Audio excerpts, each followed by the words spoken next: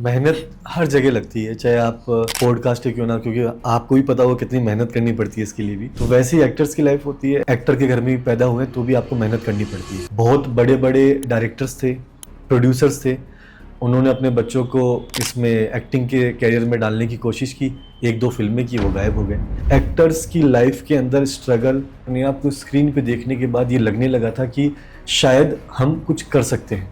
तो मेरे बहुत अच्छे दोस्त भाई राजा हसन साहब, जो कि सिंगर है, काफ़ी नामी सिंगर है, उनका शकलबन गाना आपने सुना होगा हीरा मंडी नेटफ्लिक्स पे। मूवी में आपका कैरेक्टर एक सेल्फ डिफेंस कोच का है। जी, वुमेन सेफ्टी बहुत ज़रूरी है, क्योंकि जब ये स्क्रिप्ट मेरे पास आई, इस स्क्रिप्ट में मैंने देखा कि कहीं ना कहीं हमारी सोसाइटी को ज़रूरत है। अगर आज बाहर कुछ हो रहा है, ना आपने न्यूज़पेपर में देखा होगा, ना टीवी में देखा होगा, आपने अपने इंस्टाग्राम पे चेक किया होगा, आपको उस पर दिखा होगा, हम लोग जो है सोशल मीडिया पे डिपेंडेंट है। हमें एक्टिंग करनी है, पहले ऑडिशन दिए जाते थे, आज आप रील पे अपना ऑडिशन बना के इंस्टा पे अपलोड कर दीजिए। समय रैना ने कोई फिल्म नहीं की, समय रैना कोई शो नहीं कर रहे, आज उन्होंने जब कमबैक किया, उसका पूरा वीडियो अपलोड किया, 2 दिन में उन्होंने जितनी हाइप कमाई थी वो आज तक किसी ने नहीं कमाई। सोशल मीडिया ही सब कुछ हो गया है। मेरा तब कहना ये था कि सोशल मीडिया से आप किन का नाम लेना चाह रहे हैं, आप एलविश यादव का, रजत दलाल का, पुनीत सुपरस्टार का, दीपक कलाल का, इन चारों पांचों और भी जो भी इन्फ्लुएंसर्स जो भी हैं, इन पांचों को अगर आप देखेंगे इनकी प्रोफाइल्स वगैरह, या आप इनके कंटेंट्स देखेंगे, तो इनके कंटेंट्स इन्हीं की ऑडियंस है, जिनको अच्छे लग रहे हैं वो इनकी है। जरूरी नहीं वो मुझे अच्छा लगे या मेरी चीजें उनको अच्छी लगे। वो ये था, मैंने ये कहा कि एलविश यादव को बेसिकली ऐसे कोई नहीं जानता। आप सोशल मीडिया पे आके कितने भी कुछ भी फालतू बोल दो, पसंद करने वाले लोग हजार होते हैं। कब लगा कि आपको अब हीरो वाली फीलिंग आ रही है? आज का हमारा गेस्ट ऑफलाइन नहीं है, पर उनकी स्टोरी ज़रूर अलग है। कहते हैं आज की दुनिया में सब ऑनलाइन है, स्टोरीज, लोग, कहानियाँ, कनेक्शंस, पर कुछ स्टोरीज़ जो होती हैं वो अलग होती हैं, वो शोर में भी सुनाई देती है। और आज हम बात करने वाले हैं ऐसे इंसान से जो स्क्रीन पर ऑफलाइन हो सकता है। हाँ जी, सही सुना आपने, जो स्क्रीन पर ऑफलाइन हो सकता है। ये गाने की आवाज़ कहाँ से आ रही है?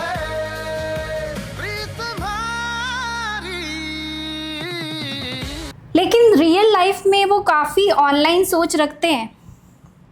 जी बिल्कुल। Perfect timing. सबसे पहले आप सबका नमस्कार, आदाब, सत श्री अकाल, खमागनी। और पूजा जी, आपके चैनल के माध्यम से आपकी जितनी भी ऑडियंस है उन सबको बहुत सारी शुभकामनाएं कि वो आपसे जुड़े हुए हैं और इतने अच्छे अच्छे कंटेंट्स के साथ आप उनके सामने आते हैं। सो परफेक्ट टाइमिंग जावेद, लगता है आपकी एंट्री भी बिल्कुल स्क्रिप्ट के हिसाब से हुई है। जी जी। तो ऑफिशियली अब शो शुरू करते हैं। सो आज मेरे साथ हैं ऑफलाइन मूवी के actor Javed Khan. So Javed, welcome to Pooja's talk show, हमारे साथ आने के लिए और हमसे बातें करने के लिए। Thank you so much. Javed, कैसा लग रहा है आपको? सबसे पहले तो मैं आपको ये बता दूं कि जब मुझे पता चला कि मुझे भी मौका मिल रहा है आपके साथ स्क्रीन शेयर करने का, तो मेरे लिए बहुत अच्छी बात है और एक प्राउड मोमेंट है, क्योंकि बहुत अच्छी चीज़ें आप लोगों के सामने लेकर के आते हैं और जिस अंदाज में, जिस तरीके से लाते हैं, वो काबिल तारीफ है। Thank you so much for sharing this. So Javed, आपका जर्नी मैं देख रही थी, आपकी पूरी जर्नी मैंने देखी अब तक की, तो मुझे पता चला कि आप पहले क्रिकेट एक्सपर्ट थे, आप क्रिकेट के बारे में इंसाइट्स दिया करते थे और फिर आप एक्टिंग इंडस्ट्री में आ गए। मतलब क्रिकेट और एक्टिंग दो डिफरेंट इंडस्ट्रीज़ हैं, तो ये ट्रांजिशन कैसे हुआ, इसके बारे में जानना चाहेंगे। देखिए, इससे पहले भी काफ़ी क्रिकेटर्स हैं, जो जैसे अजय जडेजा, विनोद कांबली, शिखर धवन, इरफान पठान, जो क्रिकेट के साथ साथ स्क्रीन पे भी आए हैं, चाहे वो उनका कमेंट्री का माध्यम हो, चाहे फिल्म का माध्यम हो, चाहे, क्योंकि in the field, out the field, दोनों डिफरेंट चीज़ें हैं। दोनों जगह आपको कॉन्फिडेंस चाहिए। क्रिकेटर के पास कॉन्फिडेंस बहुत अच्छा होता है, क्योंकि उन्हें आप देखेंगे कि सामने कैसा भी बॉलर हो वो उसे फेस करते हैं। वो उनके लिए एक अननोन सिचुएशन होती है, जब वो खेलना स्टार्ट करते हैं तब वो चीज़ों को समझना स्टार्ट करते हैं। कॉन्फिडेंस हर जगह चाहिए होता है, तो मैं यही मानूंगा क्रिकेटर्स के पास अच्छा कॉन्फिडेंस होता है। ओके, सो आप लोगों के लिए एक सीक्रेट हैक है, अगर आप अच्छा क्रिकेट खेलते हैं तो आप एक्टिंग भी कर सकते हैं। सो जावेद, लाइक जनरली जब एक्टिंग की बात करते हैं हम या फिल्म की बात करते हैं तो जनरली लोगों का परसेप्शन होता है कि red carpet, the lavish life और लोग autograph and all those things. तो हम आपसे जानना चाहेंगे, क्योंकि आपने क्रिकेट से ट्रांजिशन किया and restarted your journey, and I think कि आपका बैकग्राउंड भी ऐसा कुछ कनेक्शन नहीं रहा आपका फिल्म इंडस्ट्री से पहले। तो कैसी होती है एक एक्टर की लाइफ? क्या सिर्फ ये जो शोकेस वाली चीज़ होती है या फिर हार्ड वर्क भी होता है पीछे? थोड़ा लोगों को बताइए। देखिए, हर मेहनत हर जगह लगती है, चाहे आप पॉडकास्ट क्यों ना, क्योंकि आपको भी पता हो कितनी मेहनत करनी पड़ती है इसके लिए भी। तो वैसे ही एक्टर्स की लाइफ होती है। ऐसा नहीं है कि आपको स्पून फीडिंग होती है कि आप घर में एक्टर के घर में भी पैदा हुए तो भी आपको मेहनत करनी पड़ती है। आपने देखा होगा बहुत बड़े बड़े डायरेक्टर्स थे, प्रोड्यूसर्स थे, उन्होंने अपने बच्चों को इसमें एक्टिंग के कैरियर में डालने की कोशिश की, एक दो फिल्में की, वो गायब हो गए। कुछ डायरेक्टर्स, एक्टर ऐसे हैं, प्रोड्यूसर्स ऐसे हैं कि जिनके बच्चे बहुत अच्छा नाम कमा रहे हैं, वरुण धवन। तो काफ़ी ऐसी आपको चीज़ें देखने को मिलेगी जिससे आपको खुद को समझ में आएगा एक्टर्स की लाइफ के अंदर स्ट्रगल, उनकी जो किस्मत, उनका जो हार्ड वर्क है, बहुत ज़्यादा ज़रूरी है, बहुत ज़्यादा ज़रूरी है। राइट। और सिर्फ एक्टिंग में सिर्फ बहुत सारी शोकेस चीज़ जो आप देखते हैं वो सिर्फ बाई प्रोडक्ट है, वो सारी मेहनत का जो इतनी मेहनत करने के बाद लोगों को मिलता है। आपको कब लगा कि आपको अब हीरो वाली फीलिंग आ रही है? कोई ऐसा इंसिडेंट है जिस दिन आपको ऐसा फील हुआ? ये था कि मैं एज एन क्रिकेट एक्सपर्ट, एक टीवी चैनल है, उनके लिए प्री मैचेस और पोस्ट मैचेस रिव्यूज़ दे रहा था। और उससे भी पहले मैंने आईपीएल के 4 साल तक शोज़ किए हैं, जिसमें एक में रणदीप हुड्डा जी उसके ब्रांड एम्बेसडर थे, उनके साथ टीवी ऐड था। तो काफ़ी चीज़ें थी। और क्या हुआ था कि जब मैं ये चीज़ें करने लगा था तो मुझे कहीं ना कहीं अपने आप को स्क्रीन पे देखने के बाद ये लगने लगा था कि शायद हम कुछ कर सकते हैं। तो मेरे बहुत अच्छे दोस्त भाई राजा हसन साहब, तो जो कि सिंगर है, काफ़ी नामी सिंगर है, उनका शकलबन गाना आपने सुना होगा हीरा मंडी नेटफ्लिक्स पे। तो उनके साथ फिर उनका फ़ोन आया तो मुझे मौका मिला कि कुछ एक गाना है, रायसानी गाना था, वो हमने किया।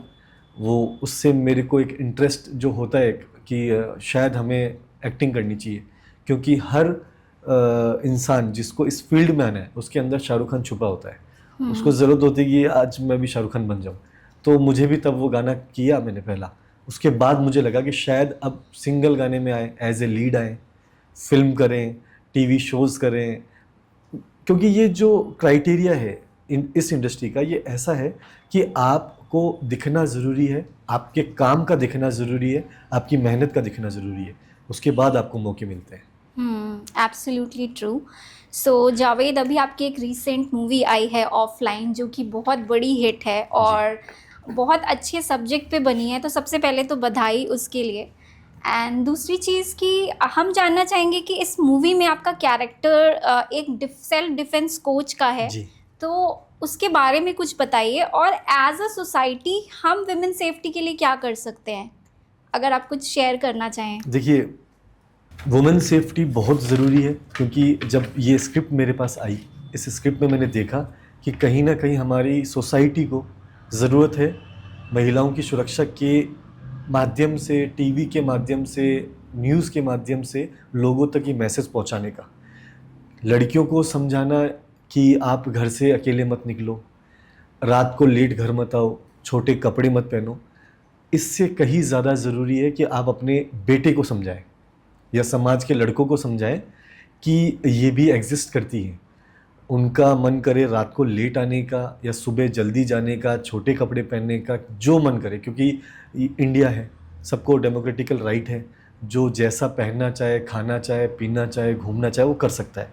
तो जब ये सारी चीज़ सामने स्क्रिप्ट मैंने देखी तो मुझे लगा कि ज़रूरी है इस फिल्म को किया जाए और इसको इसी अंदाज में किया जाए। मेरे पास मौका था, मैं चाहता तो इस फिल्म को मैं एज ए हीरो को दिखा करके, अपने आप को दिखा करके इस फिल्म की स्क्रिप्ट में कुछ चेंजेस करवा के मैं कर सकता था, बट मैंने इस फिल्म को ऐसे ही रहने दिया। क्योंकि एज ए हीरो आपका कहीं ना कहीं कंट्रीब्यूशन रहता है कि आप चाहेंगे तो आप डायरेक्टर से रिक्वेस्ट कर सकते हैं कि इसको आप ऐसे कर दीजिए। बट मैंने जो वुमेन सेफ्टी की चीज़ें थी उसको हमेशा इस स्क्रिप्ट के अंदर ऊपर रखा। Absolutely true. तो स्क्रिप्ट से रिलेटेड ही एक और क्वेश्चन है जी। तो कई बार आपकी लाइफ में ऐसी सिचुएशन आएगी जब आपको स्क्रिप्ट दी जाएगी, जो हम सबका एक वैल्यू सिस्टम होता है कि हम इन चीज़ों के अराउंड ही अपना करियर या अपनी लाइफ में जो भी काम करेंगे हम इस चीज़ों के अराउंड करेंगे। तो कई बार ऐसा होगा आपके साथ या फिर हुआ भी होगा पहले कि स्क्रिप्ट आई जो आपके वैल्यू सिस्टम से मैच नहीं करती या वैल्यू से अलाइन नहीं करती, तो एज अ एक्टर आप क्या चूज़ करेंगे? आप वो स्क्रिप्ट वो रोल करना चाहेंगे या फिर आप अपने वैल्यू सिस्टम के साथ जाएंगे? देखिए, एक्टिंग के फील्ड में अगर आप आ गए हैं, इसका कोई क्राइटेरिया नहीं है कि कौन सा सीन, कौन सा स्क्रिप्ट आपकी जो आपकी पर्सनालिटी है उसको सूट करती है, वो सबसे पहले डायरेक्टर डिसाइड कर लेता है। जब आपको स्क्रिप्ट मिलती है तो आपके पास ऑप्शन होता है। और ये जो आपने सवाल किया, इसका जवाब काफ़ी एक्टर्स जो हैं वो अपने बैकग्राउंड को देख के देते हैं। कि अगर फॉर एग्ज़ाम्पल लक्ष्मी एक मूवी थी अक्षय कुमार साहब की, उसमें उन्होंने किन्नर का एक रोल किया था, तो आपकी फैमिली आपको उस पर कितना सपोर्ट कर रही है। अगर आज मुझे कोई सीन ऐसा करना होगा जिसमें मुझे सिगरेट पीना है या ड्रिंक करना है, वो दिखाना है, तो उसका इम्पैक्ट मेरी फैमिली पे कितना पड़ेगा, मैं उसको सोच के करता हूँ। सभी आर्टिस्ट उसी चीज़ को सोच के करते हैं। इंडस्ट्री के अंदर अगर आप आ चुके हो तो आपको ऑडियंस के लिए सोचना पड़ेगा कि आपकी ऑडियंस क्या चाहती है। आज अगर मेरी ऑडियंस चाहती है कि मैं कुछ ऐसा रोल करूं, फ़नी करूं जो उनको अच्छा लगे, उस सिचुएशन में मुझे मेरी फैमिली को कन्विंस करना है। कुछ रोल ऐसे होंगे जो मुझे करने हैं, मेरी इच्छा है कि ये वाला मुझे करना है, हो सकता है वो मेरी ऑडियंस को पसंद ना आए, मैं मेरी ऑडियंस को कन्विंस करूँगा। सोशल मीडिया आज है, लाइव के माध्यम से, मैसेज के माध्यम से, रील्स के माध्यम से मैं उन्हें कन्विंस करूँगा कि ये रोल बहुत अच्छा है, इसका जो परसेप्शन है वो कुछ और है, मेरी पर्सनालिटी कुछ और है, लेकिन मैं ये करना चाहता हूँ। तो कुछ ऐसी चीज़ें होती है जो आपको अपने IQ से, अपनी मैच्योरिटी से मैनेज करनी पड़ती है। Okay, that's really really amazing. So I think ये हर इंडस्ट्री में होता है कि कई बार हमें हमारे सामने ऑप्शंस आते हैं और हमें सोचना पड़ता है कि हम किस चीज़ को चुनें, और the same thing, the purpose and the impact matters a lot. जब भी आप कोई काम करते हैं तो सबसे पहले आपको सोचना चाहिए कि आपने शुरू क्यों किया था, और दूसरा कि इम्पैक्ट क्या होगा, लार्ज एरिया में वो लोगों पे किस तरह से इम्पैक्ट करेगा, एंड तब आप सही डिसीजन ले सकते हैं। So well said Javed. So मेरा नेक्स्ट क्वेश्चन है कि जैसे कि आजकल सोशल मीडिया की बात कर रहे थे आप, तो सोशल मीडिया ट्रेंड में है, इन्फ्लुएंसर्स और बहुत सारे नए एक्टर्स, नए लोग आ रहे हैं। तो आजकल बहुत बार ऐसा होता है, इवन मैंने न्यूज़ में भी देखा है कि आजकल लोग बोलते हैं कि even though I think some of the actors were saying कि लोग काम देने से पहले दे वर जस्ट आस्किंग कि how many followers you have on Instagram और यूट्यूब। तो आजकल लोग एक्टिंग स्किल्स से ज़्यादा सोशल मीडिया स्किल्स पे फोकस करने लगे हैं। तो आप एज अ एक्टर इस बात को कैसे देखना चाहोगे? देखिए, एक टाइम था जब सोशल मीडिया, इंस्टाग्राम, फेसबुक ये इतना हावी नहीं था। आज की जनरेशन में, आज का जो एक सिनेरियो चल रहा है इंडस्ट्री के अंदर, उसमें आप देखेंगे कि इन्फ्लुएंसर्स एक्टर से ज़्यादा कमा रहे हैं। आपने देखे होंगे काफ़ी ऐसे इन्फ्लुएंसर्स हैं जिन्होंने कोई फिल्में नहीं की है, बट उनका जो अर्निंग सोर्स है सोशल मीडिया के थ्रू, वो एक्टर से ज़्यादा है। सोशल मीडिया का इम्पैक्ट इस जनरेशन में इसलिए ज़्यादा पड़ता है क्योंकि आपका भी फ़ोन होगा, मेरा भी फ़ोन होगा, सबके फ़ोनों में सबसे पहले जब वो एप्लीकेशन ओपन करेंगे वो होगा इंस्टाग्राम। न्यूज़ चैनल भी कोई नहीं देखता, न्यूज़ के पेजेस बने हुए इंस्टा पे, लोग उन्हें ही देखते हैं। उनसे हमें पता चलता है अगर आज बाहर कुछ हो रहा है, ना आपने न्यूज़पेपर में देखा होगा, ना टीवी में देखा होगा, आपने अपने इंस्टाग्राम पे चेक किया होगा, आपको उस पर दिखा होगा कि रिसेंटली अभी कुछ हुआ था, गवर्नमेंट ऑफ इंडिया का कोई मैसेज था एक इमरजेंसी वाला, राइट, वो हमें सोशल मीडिया से ही पता चला जी। किसी ने न्यूज़पेपर में नहीं पढ़ा होगा। बहुत कम लोग होंगे, पुराने लोग जो मेरे फादर साहब हैं या आपके घर में पुराने जो लोग होंगे, उन्होंने ज़रूर टीवी पे देखा होगा या न्यूज़पेपर में देखा होगा। हम लोग जो है सोशल मीडिया पे डिपेंडेंट है। हमें एक्टिंग करनी है, पहले ऑडिशन दिए जाते थे, आज आप रील पे अपना ऑडिशन बना के इंस्टा पे अपलोड कर दीजिए। पहले होता था कि उन लोगों को आर्टिस्ट चाहिए होते थे, अब आर्टिस्ट को डायरेक्टर चाहिए, तो वो अपने अपने पोस्ट बना के डाउनलोड कर देते हैं, उस पर अपलोड करते हैं। कई सिंगर्स को ऐसे मौका मिला है, आपने देखा होगा रानू मंडल, उन्हें सोशल मीडिया के थ्रू ऐसा मिला था। एक इन्फ्लुएंसर है शादाब जकाती, यूपी के हैं, उन्हें भी इसी से फेम मिला। रजत दलाल, एलविश यादव और भी बहुत सारे से आप देखिए राखी सावंत ने कितने सारे फिल्में की, बहुत सारी फिल्में की। आज राखी सावंत अभी तक सोशल मीडिया के थ्रू ही जिंदा है, राइट। वरना लोग भूल जाते। काफ़ी पुराने आर्टिस्ट हैं जिनको लोग भूल चुके हैं। राखी सावंत ने अपने आप को उसके माध्यम से ज़िंदा रखा है। एक और उन्हीं के साथ थे, मैं उनका नाम भूल जाता हूँ बार बार। तो काफ़ी ऐसे आर्टिस्ट हैं, एजाज़ खान है। इन सब लोगों ने जो ये चाहते हैं वो उन्होंने सोशल मीडिया से बताया लोगों को। मुन्नवर फारूकी, समय रैना ने कोई फिल्म नहीं की, समय रैना कोई शो नहीं कर रहे। आज उन्होंने जब कमबैक किया, उसका पूरा वीडियो अपलोड किया, 2 दिन में उन्होंने जितनी हाइप कमाई थी वो आज तक किसी ने नहीं कमाई। तो सोशल मीडिया बहुत ज़्यादा ज़रूरी बन चुका है इस इंडस्ट्री के लिए, वो ऑक्सीजन है। राइट, वो तो सही है, मैं भी ये मानती हूँ, बिकॉज मैं पर्सनल ब्रांडिंग पढ़ाती हूँ, लोगों को सिखाती हूँ। सो मैं डेफिनेटली इस पे बिलीव करती हूँ कि social media is a important tool, क्योंकि आज अगर आप ऑनलाइन नहीं हैं तो आप प्रेजेंट ही नहीं हैं। बट मैं ये पूछना चाह रही हूँ कि किसी भी इंसान की स्किल सेट को सोशल मीडिया फॉलोअर्स के बेसिस पे जज करना, क्या ये सही है? लाइक किसी एक्टर को सिर्फ इसलिए एक अच्छा एक्टर ना मानना क्योंकि उसके फॉलोअर बेस नहीं है, क्या ये डिफ्रेंसिएशन या पार्शियलिटी नहीं है? आपको क्या लगता है? देखिए, एक बहुत खूबसूरत एक्टर है फरदीन खान, उनके पास उनको अब वो फिल्मों में नहीं दिख रहे हैं। उनका जो एक टाइम था वो आया और चला गया।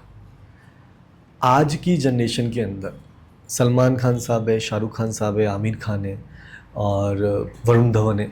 ये लोग हर महीने मूवी नहीं कर रहे हैं, मूवी एक ही आ रही है, साल में एक आ रही है या 2 साल में एक आ रही है। आमिर खान साहब की तो बहुत कम आ रही है। इनको अभी तक जिंदा जो रखा है वो रखा है सोशल मीडिया ने।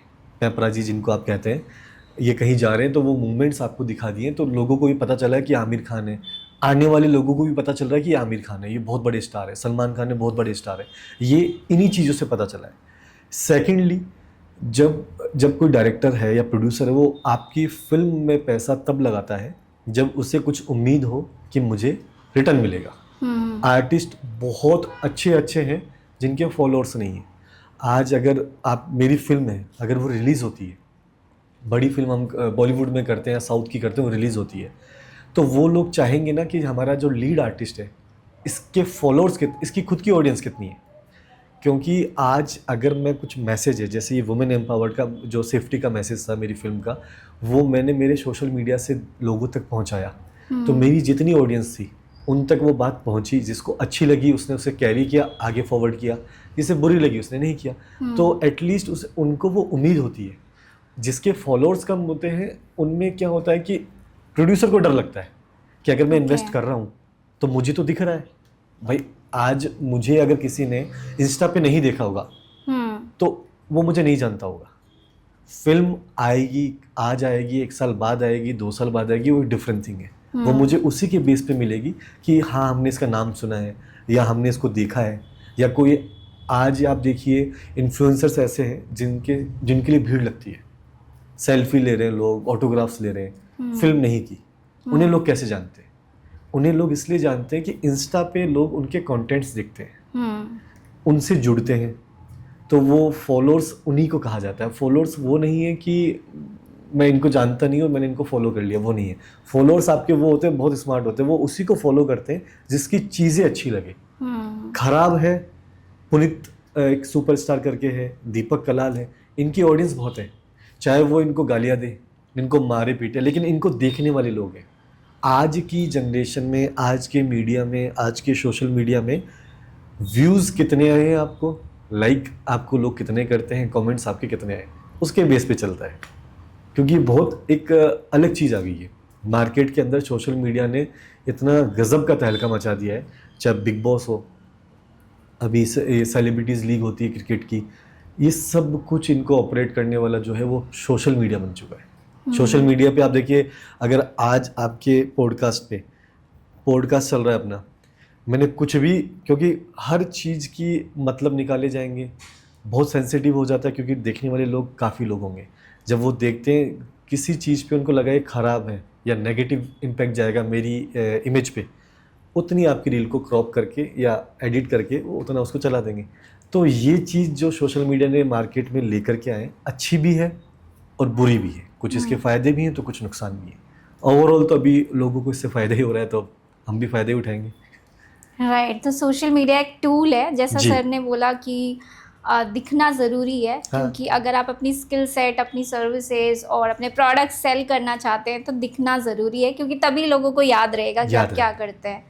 सो अभी जैसे आपने बोला कि सोशल मीडिया का यूज़ करके लोग कभी कभी चीज़ें चलाते हैं, डिफरेंट कंट्रोवर्सीज हो जाती हैं, तो उसी से फॉलोअप क्वेश्चन है कि शायद आपने कुछ दिन पहले एल्विश यादव की कुछ कंट्रोवर्सी हुई थी, तो उसके बारे में कुछ जानना चाहेंगे थोड़ा। वो देखिए, वो मैं वो काफ़ी जगह बताया, उस पर काफ़ी लोगों ने गलत कमेंट भी किए, सही भी किए। गलत किए उनको मेरा यही कहना है आपके चैनल के माध्यम से कि उन्होंने पूरा पॉडकास्ट देखा ही नहीं है। वो जो मैंने आपको बताया जितनी क्लिप्स थी, जिसको सोशल मीडिया पे जिस क्लिप से जितना फ़ायदा होगा वो उतना उठाएगा। आजकल जितने व्यूज़ उतना पैसा। तो उसमें ऐसा था कि मुझे जो होस्ट थे उन्होंने पूछा था कि आपके फेवरेट एक्टर कौन है, मैंने उनको नाम बताया। आपके फेवरेट सिंगर कौन है, मैंने नाम बताया। तो वहाँ से ही सिलसिला स्टार्ट हुआ। तो मेरा नाम जावेद खान, तो मैंने सलमान खान का नाम लिया, शाहरुख खान साहब का नाम लिया, और वो मैंने उनकी एक्टिंग के हिसाब से लिया। उस चीज़ को होस्ट को कुछ और लगा, उन्होंने वहाँ से उसको कैरी करना स्टार्ट किया। वो मुझे समझ में आ गया। फिर मैं उस पर थोड़ा सा अलर्ट भी हुआ, क्योंकि हम सोशल मीडिया पे कुछ बोल देते हैं बेबाकी से तो उसके मतलब गलत निकल जाते हैं। फिर उन्होंने पूछा मुझसे कि ये स्टार्ट यहाँ से हुआ था, ना कि एल्विश यादव से। फिर उन्होंने मुझसे पूछा कि सोशल मीडिया पे काफ़ी लोग ऐसे नाम कमा रहे हैं, जो आपने भी क्वेश्चन किया था, तो कि सोशल मीडिया ही सब कुछ हो गया है। मेरा तब कहना ये था कि सोशल मीडिया से आप किन का नाम लेना चाह रहे हैं? आप एल्विश यादव का, रजत दलाल का, पुनीत सुपरस्टार का, दीपक कलाल का, इन चारों पांचों और भी जो भी इन्फ्लुएंसर्स जो भी हैं, इन पांचों को अगर आप देखेंगे इनकी प्रोफाइल्स वगैरह, या आप इनके कंटेंट्स देखेंगे, तो इनके कंटेंट्स इन्हीं की ऑडियंस है जिनको अच्छे लग रहे हैं, वो इनकी है। ज़रूरी नहीं वो मुझे अच्छा लगे या मेरी चीज़ें उनको अच्छी लगे। वो ये था, मैंने ये कहा कि एल्विश यादव को बेसिकली ऐसे कोई नहीं जानता। मेरा कहने का मतलब था एक्टिंग। आप सोशल मीडिया पे आके कितने भी कुछ भी फालतू बोल दो, पसंद करने वाले लोग हजार होते हैं, पसंद कर जाते हैं। कोई आप देखो सोशल मीडिया पे गाली बकोगे तो लोग पसंद करने वाले काफ़ी मिल जाएंगे, देखने वाले व्यूज़ बढ़ गए, तो उन्हें लगता है कि ऐसे करने से मैं पॉपुलर हो जाऊंगा। पॉपुलर हो रहे हैं लोग, जान रहे हैं, लेकिन नेगेटिव इमेज के साथ। सलमान खान साहब की नेगेटिव इमेज आई थी, आपको ध्यान हो, जब वो हिरण वाला कांड हुआ था, नेगेटिव इमेज थी। फुटपाथ पे गाड़ी चढ़ाई, नेगेटिव इमेज थी। उन्होंने उसको ओवरकम करने के लिए अपनी सारी चीज़ों को पॉजिटिविटी में लेकर के गए, अच्छी चीज़ें करने के लिए। अब आप चाहोगे, फेमस उसी से भी हुए थे वो, गलत काम करके भी, और फेमस अच्छे काम करके भी हो रहे हैं। वो आपकी चॉइस है, आप किसको करते हो। अच्छे काम में आपको टाइम लगेगा, गलत काम में अभी आज आपके पॉडकास्ट पे मैं किसी को उल्टा सीधा बोल के चला जाऊंगा, वो कल आप देख लेना वो रील वायरल हो जाएगी, 6 गालियाँ मुझे पड़ेगी, 4 आपके पॉडकास्ट वाले को दे देंगे वो कि ऐसे कर रहे हो अभी। तो वो एल्विश यादव वाला वो था। बाकी एल्विश यादव का एक अलग सेगमेंट है। मुझे जो उनके कमेंट्स जो करवा रहे थे, मुझे पता उन्हीं के लोग करवा रहे थे कि हम ये कर देंगे, वो अलग लोग हैं। मतलब उनका कोई वर्चस्व नहीं है इंडस्ट्री में। उनका वर्चस्व सिर्फ एक चीज़ का है कि हम दिखते रहें। हम दिखते रहेंगे। आप ये बताइए, बिग बॉस का शायद विनर थे वो ना, वो उसने जीता। रजत दलाल ने शायद नहीं जीता था, लेकिन इन लोगों ने उससे काफ़ी फेमस काफ़ी हुए, बहुत फेमस हुए, फिल्म तो नहीं करी, कोई फिल्म का ऑफर तो नहीं मिला, शोज़ में भी जहाँ तक पता है कि इन्होंने खुद ने अपना पैसा भी लगाया था तब इनको वो शो मिले। तो ये सारी चीज़ें ऐसी है कि आप अपना खुद का पीआर खुद ही सेट कर रहे हो, आप अपने ही लोगों के बीच में उन लोगों से वायरल करवा रहे हो कि मैं फेमस हूँ, मैं एलविश यादव हूँ या मैं रजत दलाल हूँ। आप चेक करोगे इन्होंने अभी तक उन पे हाथ डाला है जो कमज़ोर होंगे, अच्छों पे हाथ नहीं डाला इन्होंने, ना उन पे डालेंगे कभी। एक दो बार इन्होंने कोशिश की थी, उसके बाद इनको पता चला था क्या हुआ था। तो ये उस कैटेगरी के है। और मैं फिर वापस बताता हूँ, मेरा उनसे ना कोई लेना ना देना, ना मैं उन्हें पसंद करता हूँ, वो मुझे करते नहीं करते वो उनकी चॉइस है, ना मुझे उनसे कभी कोई मतलब। हाँ, वो आपने एक सवाल किया था कि कभी ऐसा होगा कि कुछ रोल आपको ऐसा मिलेगा, तो अगर मुझे काम इन लोगों के साथ मिलेगा तो नहीं करेंगे, क्योंकि वो मेरी ऑडियंस अलाउ नहीं करेगी, क्योंकि ये अलग इनका लेवल है, चाहे वो अच्छा है बुरा है कैसा भी है, मेरा एक अलग लेवल है। मैं उसी सेगमेंट में काम करना चाहूँगा जो जिस ऑडियंस की वजह से आज मैं यहाँ हूँ, जिस ऑडियंस की वजह से मैंने मेरी फिल्म करी है, उसको छोड़ के गलत चीज़ों से थोड़े से टाइम का फेम लेना, लड़ाई झगड़े करके फेम मिल जाएगा, उससे कुछ फ़ायदा नहीं है। कोई लड़ेगा तो हम छोड़ेंगे नहीं, और चला कि हम किसी से लड़ते नहीं। तो वो सीधा हमारा फंडा है, ना मैं कभी किसी को कुछ कहा मैंने। और आपके चैनल से अब देखिएगा, आपको पता चल जाएगा, जो कहा है उसका भी मतलब कितने निकलेंगे वो आपको पता चल जाएगा। Absolutely true. एक वर्ड के कई सारे मतलब निकाल देते हैं लोग। सो आई जस्ट आइट्रेट दिस कि प्लीज़ सारी इन्फॉर्मेशन वेरीफाई करने के बाद हमें कुछ एक्शन या कुछ किसी को बोलना चाहिए। This is not a right way to do the things.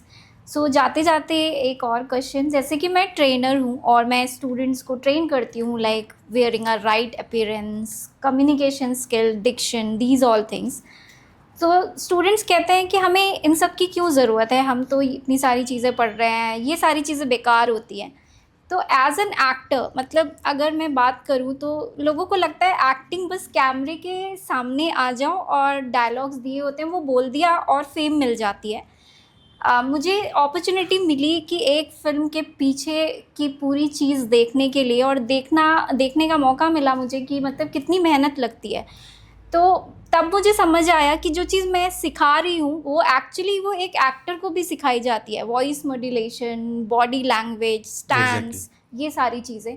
तो मैं जो हमारी ऑडियंस जो फ्यूचर में एक्टर बनना चाहते हैं या एक्टिंग करना चाहते हैं, तो ये सारी चीज़ें कितनी ज़रूरी हैं और हर इंसान को क्यों सीखनी चाहिए, इसके बारे में आप कुछ बताइए हमारी ऑडियंस को। देखिए, वॉइस का जो आपने कहा, मॉड्यूलेशन का, जितने भी आर्टिस्ट हैं, आप काफ़ी क्विज़ भी आते हैं इंस्टा पे कि आप उन आर्टिस्ट को उनकी वॉइस से भी पहचानते हैं। सलमान खान साहब हैं, अमिताभ बच्चन, शाहरुख खान, आमिर खान, आप इन सबको इनकी वॉइस के साथ पहचान सकते हैं क्योंकि इन्होंने अपनी आवाज़ पे काम किया है। अमिताभ साहब रेडियो में रिजेक्ट हुए थे बहुत बार, वो अपनी आवाज़ से पहचाने जाते हैं आज। एक पुराने एक्टर थे प्राण, वो अपनी आवाज़ से पहचाने जाते थे। जितने भी आर्टिस्ट हैं उनकी आवाज़ से उनको लोग आज पहचानते हैं क्योंकि उन्होंने अपनी आवाज़ पे काम किया है। आवाज़ कभी भी शुरुआत में ऐसे नहीं होती, उस पर बहुत मेहनत करनी पड़ती है, आपको पता ही होगा। सेकेंडली, आपका जो बॉडी लैंग्वेज है, अगर एक कोई डायलॉग है, साउथ में काफ़ी चीज़ें होती है कि एक हीरो है वो 50 लोगों को मार रहा है, ऐसा होता है। अब अगर वो 50 लोगों को मार रहा है तो उसका जो बॉडी लैंग्वेज है वो वैसा लगना चाहिए, वो ट्रेंड या तो वैसा होना चाहिए, वो मार्शल आर्ट का प्लेयर लगना चाहिए, मतलब उसका बॉडी लैंग्वेज दिखना चाहिए जिस एक्ट को वो करने वाला है।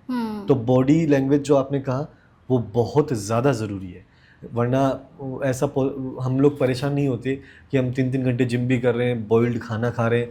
वो सारी चीज़ें ये है कि हम अपनी बॉडी पे भी काम करें। जितनी फ्लेक्सिबिलिटी होगी, आप जब किसी चीज़ को बोलोगे तो आपका कॉन्फिडेंस लेवल भी उतना हाई जाएगा। थर्डली क्या होता है ना कि वापस से वही चीज़ कि सोशल मीडिया ने क्या कर दिया है कि अब कोई मोटा भी है, कोई पतला है, तो उसको कुछ ना कुछ काम मिल रहा है, चाहे वो हीरो में नहीं जा रहा है। साउथ में तो चलो वो भी नहीं है, साउथ में तो कोई भी हो, साउथ का एक ट्रेंड है कि हीरो हमारा होगा, चाहे वो काला हो, लंगड़ा हो, लूला हो, कैसा भी हो, वो हमारा बंदा होगा। अच्छा। सोनू सूद साहब वहाँ पे विलन का रोल करते हैं। था। सोनू सूद साहब वहाँ पे विलन का रोल करते हैं। ओके। तो बाकी साउथ के आप हीरोज़ देखिए, जो पहले थे और अब जो आए वो देखिए, difference है। हाँ बहुत ज़्यादा डिफरेंस है। वहाँ पे उनके लिए मैटर नहीं करता। वो थे NTR करके, वो बहुत बल्कि थे, बट वो हीरो, वहाँ का क्या था कि वहाँ की ऑडियंस उन्हें सपोर्ट करती है। पर्टिकुलर महाराष्ट्र की ऑडियंस है, वो मराठी सिनेमा को कर देगी, साउथ की है तो वो साउथ वालों को कर देंगे, पंजाब है वो अपनी एक अलग ही इंडस्ट्री है, वहाँ के लोग उन्हें कर देंगे। तो फिर भी उसके बावजूद भी वो लोग अपनी आवाज़ पे काम करते हैं, अपने एक्टिंग के स्किल्स पे काम करते हैं, बॉडी लैंग्वेज पे काम करते हैं, महीनों 3 4 6 महीने तक सिर्फ बॉडी पे काम करते हैं, क्योंकि जिस फिल्म के लिए आपको लिया गया है, जो स्क्रिप्ट है, उसके हिसाब से आप ऐसे दिखने चाहिए, उसके लिए बहुत मेहनत करनी पड़ती है। कहीं ना कहीं इस इंडस्ट्री में आपके बिना इंडस्ट्री में एक आर्टिस्ट के लिए उस स्क्रिप्ट के हिसाब से काम करना मुश्किल हो जाता है। बोलना आसान है, मुझे कोई स्क्रिप्ट देंगे, डायलॉग हम बोल देंगे, लेकिन उस डायलॉग के लिए जो उसका स्क्रीन प्ले है, आर्टिस्ट की पर्सनैलिटी कैसी चाहिए, वो उस डायलॉग के स्क्रीन प्ले में पता चलता है। वो काम ट्रेनर का होता है। ट्रेनर को हम बताते हैं कि भाई ये डिमांड है, उनको मेरे बाइसेप्स इतने चाहिए, मेरे एब्स इतने चाहिए, या मैं बल्कि चाहिए हूँ, या फेस पे फैट नहीं चाहिए। वो सारी चीज़ें के हिसाब से आपको स्क्रिप्ट मिलती है, उसी के हिसाब से आपको काम करना पड़ता है। बहुत ज़रूरी है, और इनसे जुड़े भी रहिए, क्योंकि इन्होंने मुझे कोई पैसा नहीं दिया इनके प्रमोशन करने के लिए, इसलिए मैं आपको ये एक रियलिटी बता रहा हूँ, क्योंकि मैंने काफ़ी टाइम से जानता हूँ और इंस्टा पे मैंने फॉलो भी करता हूँ, और बहुत अच्छे अच्छे कंटेंट्स हैं जो मैम बनाती हैं। रियली बता रहा हूँ, मुझे आज कहीं और जाना था, मेरा काम था, बट मेरी एक खुद की एक इच्छा थी कि मैं आपसे मिलूँ, आपके पॉडकास्ट में आऊँ, और आपके इस पॉडकास्ट से आपकी ऑडियंस से भी जुड़े। तो एक पॉजिटिव चीज़ है सामने। Thank you so much Javed, मेरा प्रमोशन करने के लिए। Thank you so much ji. So जाते जाते एक और question, what does success means to you? उसके लिए मैं 2 लाइनें जो मैक्सिमम जगह जहाँ शोज़ करता हूँ या कुछ भी चीज़ शुरुआत होती है तो या तो मेरे जहन में होती है या मैं बोल के बताता हूँ। तो लब पे कभी उसके बद्दुआ नहीं होती, और एक मेरी माँ है जो मुझसे कभी खफा नहीं होती। तो माँ बाप की जो दुआएं हैं वो आपकी सक्सेस है। माँ बाप की दुआओं के बिना ना आपको कभी सक्सेस मिलेगी, मिल जाएगी तो आपके पास रहेगी नहीं, और आ भी गई तो आपको सुकून नहीं मिलेगा। तो सबसे मेन चीज़ है आपके माँ बाप की दुआएं। उसके अलावा आपको इस दुनिया के अंदर ना कोई आपको ऊंचाइयों तक ले जा सकता है, ना आपको गिरा सकता है। Absolutely true. So ending the episode with a positive note. So just any feedback for me so that अगर आप कुछ भी बोलना चाहें, आपको कैसा लगा और कुछ इम्प्रूवमेंट जो मैं कर सकूं आने वाले एपिसोड्स में, तो इट्स रियली वेलकम। इम्प्रूवमेंट तो देखिए मैम ऐसा कुछ है नहीं, क्योंकि जिस तरीके के कंटेंट आपके हैं वो जितना कम बनावटी हो उतना अच्छा रहेगा। आपका एकदम पूरा रॉ है ये वो चीज़ है जो आपने पूछी जिस अंदाज में, बिना किसी क्वेश्चनेयर के, बिना किसी, क्योंकि आपका मेरा कोई डिस्कशन नहीं हुआ क्या क्वेश्चन होंगे, जस्ट हम यहाँ मिले पता चला, तो वो चीज़ लोगों को ज़्यादा अच्छी लगेगी। अगर मुझे या किसी आर्टिस्ट को कहीं पॉडकास्ट में वो जाते हैं, उन्हें पहले से पता होता है, तो उसके हिसाब से वो अपनी स्क्रिप्ट बोलते हैं, तो जो रियलिटी है, पर्सनैलिटी जो है वो बाहर नहीं आएगी। आपने जो पूछा, जो मेरी रियलिटी थी, मैंने उसके हिसाब से ही बताया। तो इसे आप ऐसे ही कंटिन्यू करना, ये लोगों को बहुत अच्छा लगेगा। मुझे नहीं पता कि इसके बारे में आपको पहले किसी ने कहा या कोई कमेंट आया, बट ये बहुत अच्छी चीज़ है। ये लोगों के सामने आप इसी तरीके से ले जाइए। Thank you so much Javed. मेरी एक प्रॉब्लम है कि मैं स्क्रिप्ट भूल जाती हूँ, तो मैं अपने से कंटेंट डिलीवर करती हूँ। वो ज़्यादा अच्छा है। तो ये सीक्रेट है मेरे पॉडकास्ट का, ये कह सकते हो। But thank you so much, बहुत अच्छा लगा आपसे बातें करके। My pleasure. And thank you everybody for joining us. तो दोस्तों, कैसा लगा आपको आज का हमारा एपिसोड? आई होप कि ज़रूर पसंद आया होगा। आपको एक्टर जावेद खान से मिलके बहुत मज़ा आया होगा और फिल्मों के पीछे की दुनिया को जान के आपको बहुत अच्छा लगा होगा। अगर आपको हमारा ये एपिसोड पसंद आया तो अब आपको 3 चीज़ें करनी है। पहली, अगर आप हमारे चैनल पर नए हैं तो प्लीज़ हमें सब्सक्राइब कर लीजिए ताकि ऐसे ही ब्यूटीफुल एपिसोड आपसे मिस ना हो। सेकंड, अगर आपको कोई भी सजेशन है, कोई भी कमेंट है, या किसी भी गेस्ट को आप सजेस्ट करना चाहते हैं, हमारे डिस्क्रिप्शन में कमेंट में फॉर्म भरा हुआ है, फॉर्म का लिंक है, आप उसे भर के अपने गेस्ट को सजेस्ट कर सकते हैं।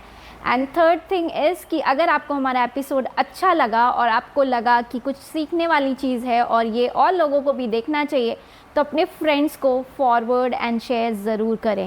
And till then, I'll see you in the next episode of Pooja's Talk Show. Keep watching.